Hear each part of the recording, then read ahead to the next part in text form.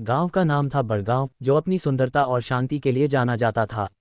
लेकिन इस गांव में एक डरावनी कहानी थी चुड़ैल की। गांव वाले कहते थे कि रात के अंधेरे में एक चुड़ैल अपनी खूबसूरती से सबको मोह लेती थी और फिर उन्हें अपने जाल में फंसा लेती थी।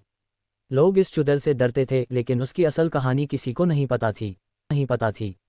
एक दिन दो दोस्त मोहन और रवि ने तय किया कि वे इस चुड़ैल की सच्चाई जानने के लिए एक रात जंगल में बिताएंगे। दोनों ने सुना था कि चुड़ैल अक्सर पुराने खंडहर में आती थी। एक पुरानी हवेली। मोहन का मन बहुत डर रहा था, लेकिन रवि ने उसे हिम्मत दी। चलो, हम डर को पार कर सकते हैं, रवि ने कहा। रात का अंधेरा छा गया और दोनों दोस्त जंगल की ओर बढ़ने लगे। जंगल में पहुंचते ही उन्हें हर तरफ सन्नाटा सुनाई दिया। चांद की हल्की रोशनी पेड़ों के बीच से छनकर आ रही थी। थोड़ी देर चलने के बाद उन्हें एक पुरानी हवेली नजर आई। ये वही हवेली थी जहां चुड़ैल के आने की बातें होती थीं। हवेली के दरवाजे पर एक धूल भरी चादर लिपटी थी। मोहन ने कहा, क्या हमें अंदर जाना चाहिए? रवि ने हिम्मत दिखाते हुए कहा, हाँ चलो। दोनों अंदर गए और देखा कि हवेली के हर कोने में परछाइयां थीं। एक पुरानी दीवार पर उन्हें एक पुरानी किताब मिली। किताब के पन्ने खोलते ही उन्हें चुड़ैल की कहानी मिली। कहानी में लिखा था कि चुड़ैल का नाम बेला था। बेला एक खूबसूरत लड़की थी जो अपने गांव की सबसे प्रिय थी। उसकी शादी एक अमीर लड़के से हुई, लेकिन उस लड़के ने उसे धोखा दिया और उसे छोड़ दिया। दुख और दर्द में बेला ने अपनी जान दे दी, लेकिन उसकी आत्मा उस हवेली में बंधी रह गई। वह अपनी प्रेम कहानी का बदला लेना चाहती थी।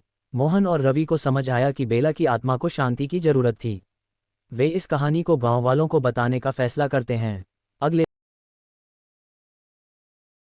अगले दिन उन्होंने गांव की चौपाल पर सभी को बुलाया और बेला की कहानी सुनाई। गांव वालों ने ध्यान से सुना और उनकी आंखों में आंसू आ गए। गांव के मुखिया ने कहा, हमें बेला की आत्मा को शांति देने के लिए कुछ करना चाहिए।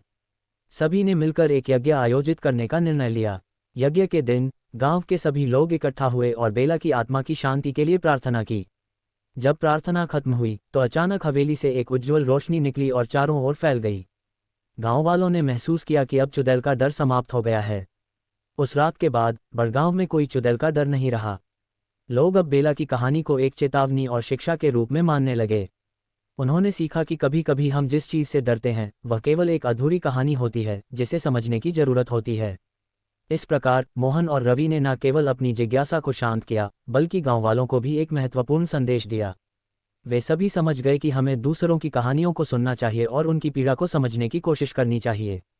इस तरह बड़गांव में एक नया अध्याय शुरू हुआ, जहां लोग एक दूसरे की कहानियों का सम्मान करते थे और मिलकर जीने का संकल्प लेते थे। इस कहानी से हमें ये सीखने को मिलता है कि हर डर के पीछे एक कहानी होती है। हमें उन कहानियों को समझने और उन्हें सम्मान देने की आवश्यकता है। दरअसल